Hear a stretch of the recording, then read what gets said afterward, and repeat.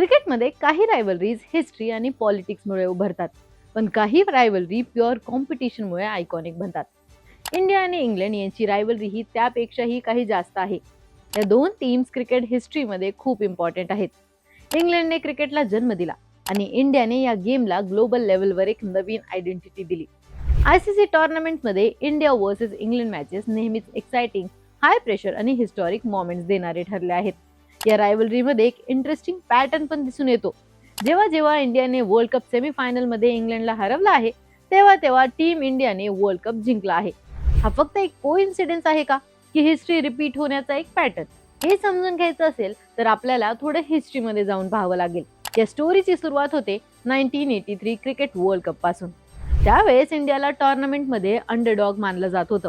West Indies आणि England सारख्या teams खूप स्ट्रॉंग होत्या आणि इंडियाकडून खूप मोठ्या एक्सपेक्टेशन्स नव्हत्या. पण सेमीफायनलमध्ये इंडियाचा सामना इंग्लंड बरोबर झाला. वेन्यू होता मँचेस्टर मधील ओल्ड ट्रॅफॉर्ड. इंग्लंडने पहिले बॅटिंग करत 213 रन्स बनवले. त्यावेळेस हा एक कॉम्पिटिटिव्ह स्कोर मानला जात होता. पण इंडियाचा मिडल ऑर्डर खूप काम आणि कॉन्फिडेंट दिसला. यशपाल शर्माने 61 रन्स केले, मोहिंदर अमरनाथने 46 रन्स केले आणि संदीप पाटीलने अग्रेसिव्ह बॅटिंग करत अनबीटन 51 रन्स केले. इंडियाने ही मॅच 6 विकेट्सने जिंकली आणि पहिल्यांदा वर्ल्ड कप फायनलमध्ये एंट्री केली. त्यानंतर जे घडलं ते क्रिकेट हिस्ट्रीमधील एक मोठा टर्निंग पॉइंट मानला जातो. फायनलमध्ये इंडियाने पॉवरफुल वेस्ट इंडिजला हरवून पहिला वर्ल्ड कप टायटल जिंकला. या विक्ट्रीने इंडियन क्रिकेटचं डिरेक्शन कम्प्लिटली बदलून टाकलं. पण इंडिया वर्सेस इंग्लंड रायव्हलरी इथेच थांबली नाही. 4 वर्षांनंतर 1987 क्रिकेट वर्ल्ड कप मध्ये दोन्ही टीम्स पुन्हा सेमीफायनलमध्ये आमने सामने आले. यावेळेस मॅच मुंबईच्या वानखडे स्टेडियमवर खेळली गेली. इंग्लंडने पहिले बॅटिंग करत स्ट्रॉंग 254 रन्स बनवले. इंडियाने चेस सुरू केला, पण रेग्युलर इंटरव्हल्सवर विकेट पडत गेल्या. मिडल ऑर्डरने फाईट केले, पण इंडिया 219 रन्सवर ऑल आउट झाली आणि इंग्लंडने मॅच 35 रन्सने जिंकली. या मॅचने दाखवलं की दोन टीम्स मधील रायव्हलरी खूप कॉम्पिटिटिव्ह झाली होती.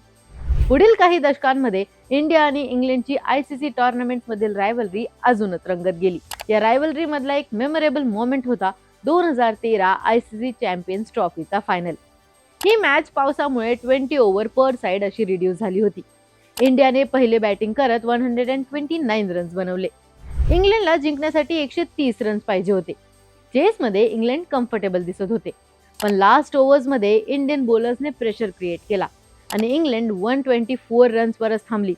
इंडियाने ही मॅच 5 रन्सने जिंकली आणि कॅप्टन MS धोनीच्या लीडरशिपमध्ये चॅम्पियन्स ट्रॉफी जिंकली. त्यानंतर क्रिकेटमध्ये T20 एराची सुरुवात झाली आणि इंडिया वर्सेस इंग्लंड रायव्हलरी अजून एक्साइटिंग झाली.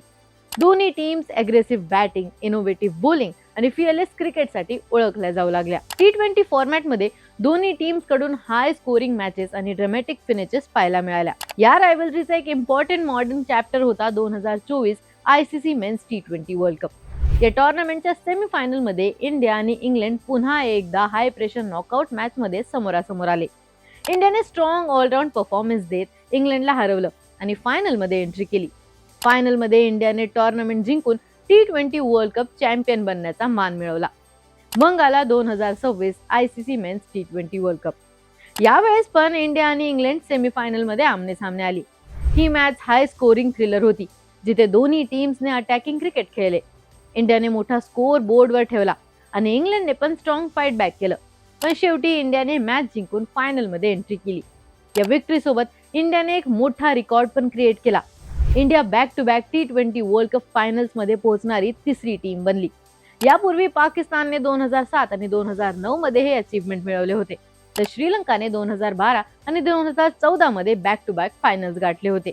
आता इंडियाने 2024 आणि 2026 मध्ये हे माइलस्टोन अचीव केले. पण स्टॅटिस्टिक्स आणि रेकॉर्ड्स पेक्षा पण ही रायव्हलरी काही जास्त मोठी आहे. इंडिया वर्सेस इंग्लंड मॅचेस मध्ये हिस्ट्री, प्रेशर, ट्रेडिशन आणि पॅशन सगळं एकत्र पाहायला मिळतं. प्रत्येक वर्ल्ड कप क्लॅश मध्ये फॅन्सला एक नवी स्टोरी पाहायला मिळते आणि जेव्हा आपण हिस्ट्रीकडे पाहतो तेव्हा एक गोष्ट परत समोर येते.